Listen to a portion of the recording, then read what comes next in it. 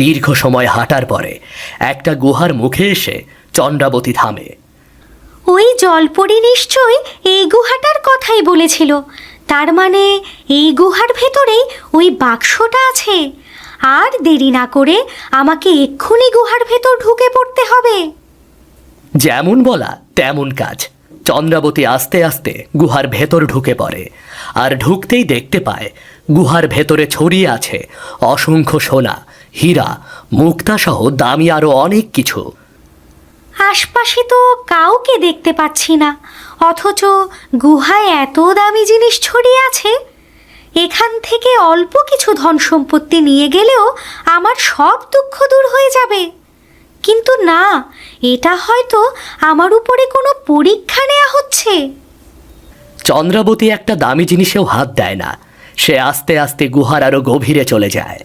কিছু দূর যেতেই সে গুহার ভেতরে একটা জলাশয় দেখতে পায়। একটা হরিণ সেই জলাশয়ের দিকেই জল খেতে যাচ্ছে। এই জলাশয়ের আশেপাশে তো কোনো পশু পাখি দেখতে পাচ্ছি না, আর কোনো পায়ের ছাপও দেখতে পাচ্ছি না। তার মানে নিশ্চয়ই এই জলাশয়ের জল বিষাক্ত। তাহলে তো এই জল খাওয়ার সাথে সাথে হরিণটার মৃত্যু হবে। যে করেই হোক ওকে আমার আটকাতে হবে। চন্দ্রাবতী তাড়াতাড়ি ছুটে গিয়ে হরিণটাকে জল খাওয়া থেকে আটকায়। তারপর সেটাকে সাথে করে নিয়ে গুহার আরও গভীরে চলে যায়। হঠাৎ চন্দ্রাবতী দেখতে পায় সামনে একটা কাঠের বাক্স। সে অনেকদিন আগের কথা। তখন এক গ্রামে মালতী নামে এক বৃদ্ধা তার একমাত্র মেয়ে চন্দ্রাবতীকে নিয়ে বাস করত। মা, শুনেছি পাশের গ্রামে মেলা হচ্ছে, আমাকে মেলায় নিয়ে চলো না। কিভাবে নিয়ে যাব বল মা? আমাকে যে মোড়ল সাহেবের বাড়িতে কাজ করতে যেতে হবে। মা, তোমার কাজ করা কি আর কোনোদিন শেষ হবে না? তোমার তো বয়স হয়েছে, এখন তো কাজ করতে কষ্ট হয়। কষ্ট হলেও কাজ তো আর ছেড়ে দিতে পারি না। তাহলে আমাদের কি হবে বুঝতে পারছিস?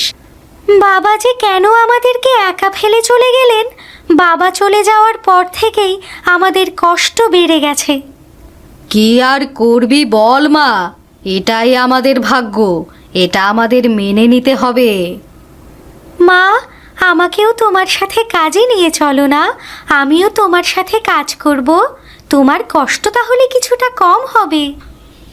না রে মা, চন্দ্রাবতী, তুই এখনো অনেক ছোট। আমার সাথে কাজ করে তুই পারবি না। আসি রে মা চন্দ্রাবতী, বাড়িতেই থাকিস, কোথাও যাস না কিন্তু। ঠিক আছে মা, আমি কোথাও যাব না। গ্রামের মোড়ল সাহেবের বাড়িতে চন্দ্রাবতীর মা মালতী কাজ করে। বাড়িতে ঢুকতেই মালতী দেখতে পায় মোড়ল উঠানে দাঁড়িয়ে আছে। ক্ষমা করবেন মোড়ল সাহেব, আজকে আমার আসতে একটু দেরি হয়ে গেল। মালতী, তোমাকে আর আমার বাড়িতে কাজ করতে আসতে হবে না। এ কি কথা বলছেন মোড়ল সাহেব? আমি কি কোনো ভুল করলাম? আমাকে কেন এমন কাজ থেকে বের করে দিচ্ছেন? তোমার কোনো দোষ নেই মালতী। আসলে তোমার তো বয়স হয়ে গেছে, এখন আর আগের মতো সব কাজ করতে পারো না। তাই ভাবছি তোমাকে বাদ দিয়ে একজন নতুন কাজের লোক রাখবো। কিন্তু মোড়ল সাহেব, আমি তো সব কাজই করি। তাছাড়া ঘরের এসব কাজ করতে আমার কোনো সমস্যা হয় না। সে তুমি যাই বলো না কেন মালতী, তোমাকে আর কাজে রাখতে পারবো না আমি। তুমি এখন আসতে পারো।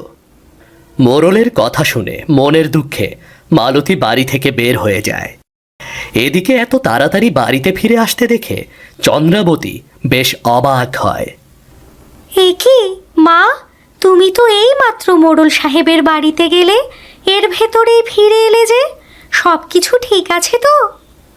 না রে মা চন্দ্রাবতী, কোনো কিছুই ঠিক নেই। মোড়ল সাহেবের বাড়ির কাজটা আমি হারিয়ে ফেলেছি। উনি বলেছেন আমি বৃদ্ধ হয়ে গেছি, আগের মতো আর কাজ করতে পারি না। তাই উনি আমাকে বাদ দিয়ে নতুন আরেকজন কাজের লোক রাখবে। মোড়ল সাহেবের বাড়িতে কাজ করে যা 2 পয়সা আয় হতো তা দিয়েই তো সংসার চলতো। কিন্তু এখন আমাদের কি হবে মা? জানি না এখন আমাদের কি হবে। সৃষ্টিকর্তা ভাগ্যে যা লিখেছে তাই হবে হয়তো। এরপর কেটে যায় বেশ কিছুদিন। চন্দ্রাবতীর মা মালতী ভীষণ অসুস্থ হয়ে মৃত্যুশয্যায় চলে যায়। মায়ের পাশে বসে কাঁদতে কাঁদতে চন্দ্রাবতী বলে, মা, তোমার কিচ্ছু হবে না। তুমি এভাবে আমাকে ছেড়ে চলে যেতে পারো না।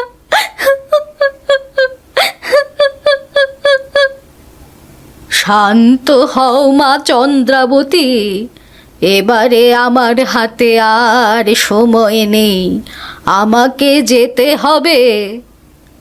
মা, তুমি চলে গেলে আমি কাকে নিয়ে থাকবো? তোমাকে ছেড়ে যে আমি এক মুহূর্তও বাঁচতে পারবো না। আমি তোকে একটা মুকুট দিচ্ছি। এটা ছোটবেলা আমাকে এক সাধু বাবা দিয়েছিল। বনের ভেতরে গিয়ে একটা সোনালি রঙের গোলাপ ফুল দেখতে পাবি। তার পাশে বসে এই মুকুটটা মাথায় দিলেই তুই চাঁদের দেশে চলে যাবি। তোর যা বুদ্ধি, একবার সেখানে যেতে পারলেই তোর ভাগ্য পরিবর্তন হয়ে যাবে। এই কথা বলে মালতী চিরতরে চোখ বন্ধ করল। পরবর্তী 2 দিন চন্দ্রাবতী ঘরে বসেই কাঁদতে কাঁদতে কাটিয়ে দিল। তৃতীয় দিন সে মায়ের কথা মতো বনের সেই সোনালি রঙের গোলাপ ফুলের কাছে এসে পৌঁছায়। এই তো সেই গোলাপ গাছ। কি সুন্দর সোনালি রঙের গোলাপ ফুল ফুটে আছে। মা তাহলে এটার কথাই বলেছিল। এবারে মায়ের কথা মতো বাকি কাজটা করে ফেলতে হবে।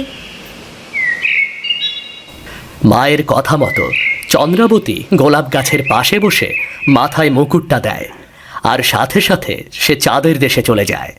চাঁদের দেশে পৌঁছাতেই মায়ের জন্য চন্দ্রাবতীর খুবই দুঃখ হয়। সে একটা জলাশয়ের পাশে বসে কান্না করতে থাকে। ঠিক এই সময় জলাশয় থেকে উঠে আসে এক জলপরী। কে তুমি মেয়ে?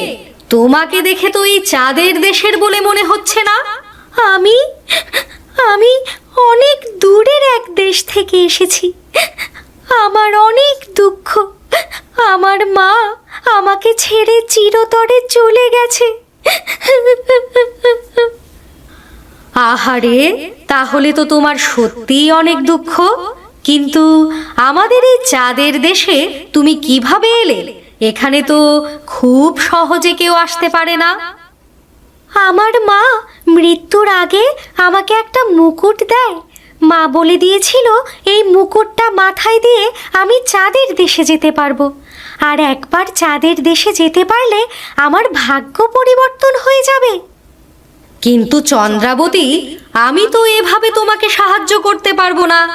তোমাকে নিজের বুদ্ধির পরীক্ষা দিতে হবে।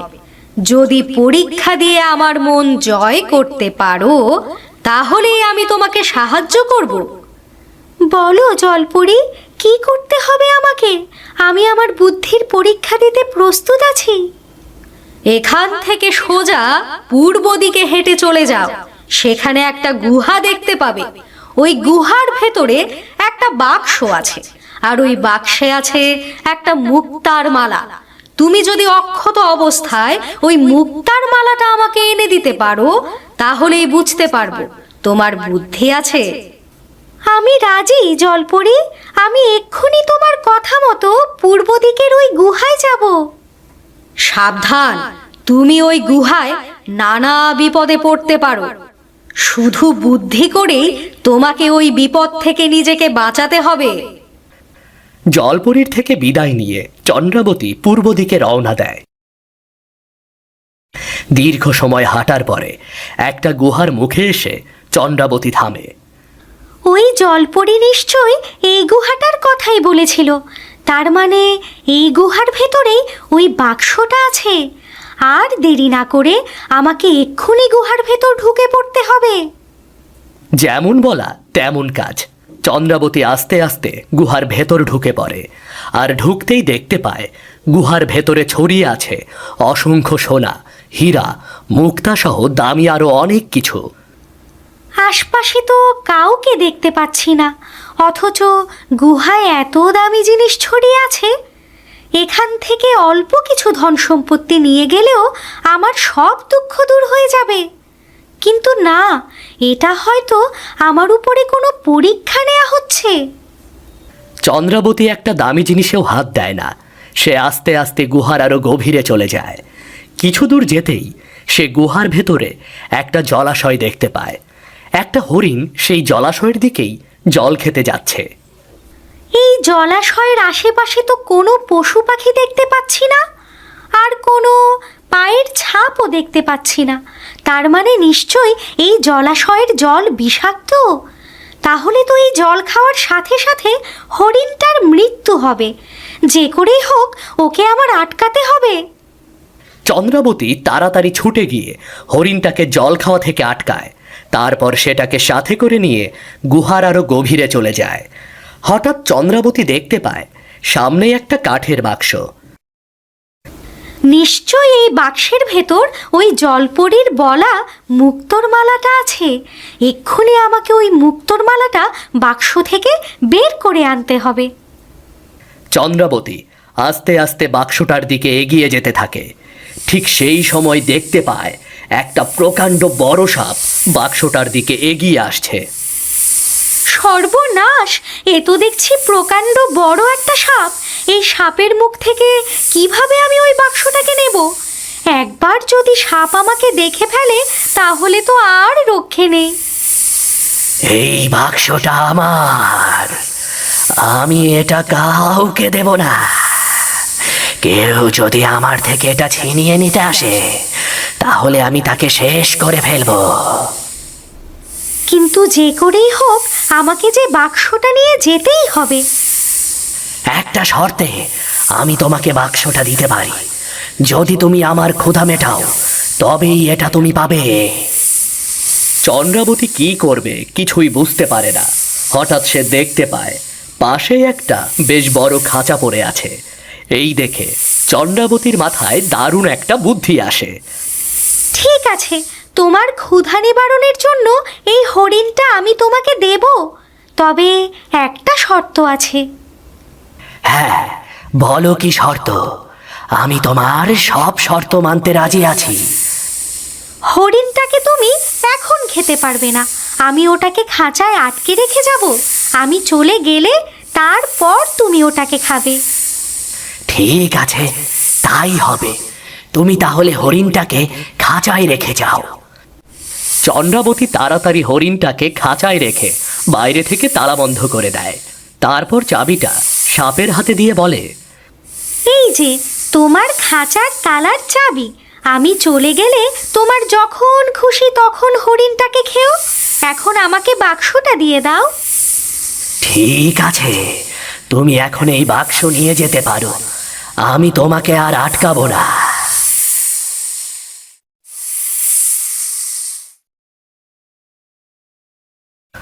চন্দ্রাবতী খুশি মনে বাক্সটাকে নিয়ে গুহার বাইরে চলে আসে।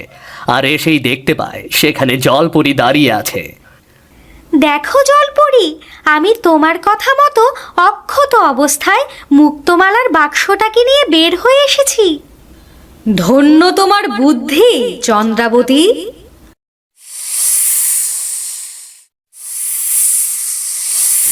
জলপরি, আমাকে এই সাপের হাত থেকে বাঁচাও।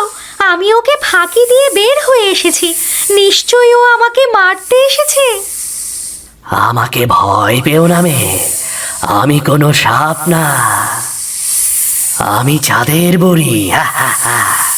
এতক্ষণ আমি নাগরাজের ছদ্মবেশ ধরেছিলাম, তোমার পরীক্ষা নিচ্ছিলাম। প্রথমত তুমি এত এত দামি জিনিস দেখার পরেও তার একটাও স্পর্শ করনি। এতে তোমার নির্লোভ মানসিকতার প্রকাশ পায়। এরপরে তুমি একটা হরিণকে বিষাক্ত জল খাওয়া থেকে আটকালে। এতে তোমার বনের পশু পাখিদের প্রতি ভালোবাসার প্রকাশ পায়। এরপর তুমি প্রকাণ্ড সাপের সামনে থেকে মুক্তমালার বাক্সটা নিয়ে এলে। এতে বুঝতে পারা যায় তুমি সত্যিই অনেক বুদ্ধিমতী। বলো চন্দ্রাবতী, তুমি আমাদের কাছে কি সাহায্য চাও? তুমি যা চাইবে আমরা তোমাকে তাই দেব। আমার বেশি কিছু চাই না চাঁদের বুড়ি, শুধু দুবেলা দুমুঠো খাবার যেন খেতে পারি, এই ব্যবস্থা করে দিলেই হবে। এই গুহার ভেতরে তুমি যত ধন সম্পত্তি দেখতে পেয়েছো, আজ থেকে সব কিছু তোমার। সেই সাথে এই বাক্স ভর্তি মুক্তমালাও তোমাকে দিয়ে দিলাম। তোমাকে অশেষ ধন্যবাদ জলপরি, তোমার কারণে এবার আমার দুঃখের দিন শেষ হবে। আমি জাদু বিদ্যা দিয়ে একটা পঙ্খিরাজ ঘোড়া নিয়ে আসছি। এটা তোমাকে খুব তাড়াতাড়ি তোমার বাড়িতে পৌঁছে দেবে। বলতে না বলতেই চন্দ্রাবতীর সামনে একটা পঙ্খিরাজ ঘোড়া হাজির হয়। চন্দ্রাবতী সব উপহারের ধন সম্পত্তি নিয়ে ঘোড়ার পিঠে চড়ে বসে। এরপরে বাড়িতে গিয়ে সব ধন সম্পত্তি দিয়ে সুখে শান্তিতে দিন কাটাতে থাকে।